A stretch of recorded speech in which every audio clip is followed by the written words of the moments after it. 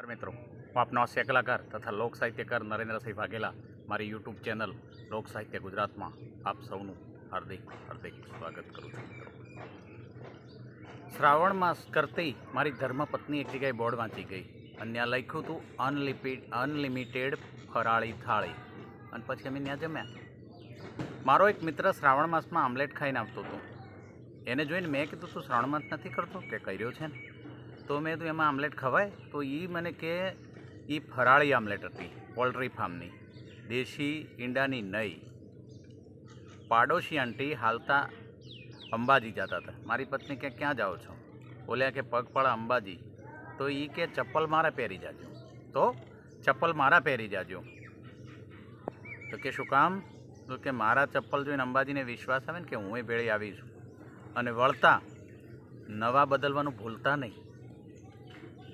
એક બ્રાહ્મણને શ્રાવણ માસમાં સવારમાં પૂજાપાઠ કરી અને 12-12:30 ગીરે બેઠો અને એક રિંગ આવી અજાણ્યા નંબર ઉપરથી. બ્રાહ્મણે ઉપાડી લીધી.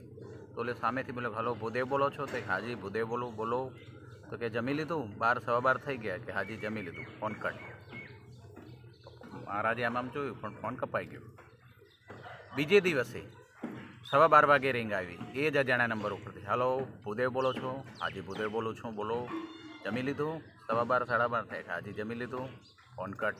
ભૂદેવ આમ જોતા જ રહી ગયા, ખરું ફોન ચાલુ નથી. ત્રીજે દિવસે ફોન આવ્યો, હલો જમી લીધું? કે હા. ઓકે કરીને ફોન કટ થઈ ગયો. ચોથે દી ફોન આવ્યો એટલે ભૂદેવે કીધું, ઉભા રહો ભાઈ, આ તમારો અજાણ્યો નંબર છે અને દરરોજ આ નંબર ઉપરથી તમે ફોન કરીને મને પૂછો છો કે તમે જમી લીધું, એનું શું કારણ? તો કે મને કોઈ બ્રાહ્મણે કીધું તો બ્રાહ્મણને જમાડીને જમવું, એટલે તમે જમી લો પછી હું મારા ઘરે જમી લઉં ને. બોલો.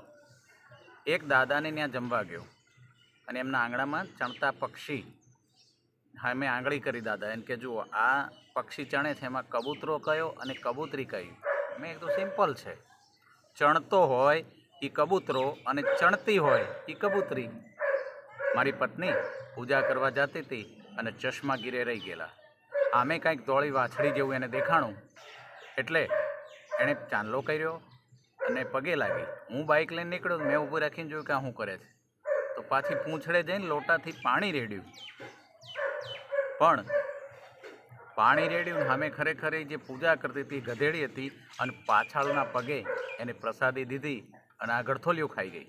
અને પછી બેઠી થઈને કે જુઓ મને પગે ફ્રેક્ચર થઈ ગયું એમ લાગે છે, આ ગાય શિંગડા વગરની ગાયે મને પાટું માર્યું એમ. મેં કીધું એ બેનપણી જોઈ અને ટાપલી મારે છે, મજા કંઈ ન કરે તારી યારે. એક જણ એક હાથમાં શંખ લઈ અને આમ ફૂંકતો હતો અને એક હાથ છે ને આમ પાછળ પૂંછડે રાખેલો.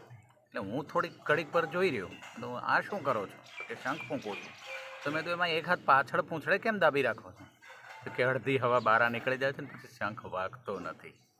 જય માતાજી મિત્રો, નમસ્કાર, જય માતાજી.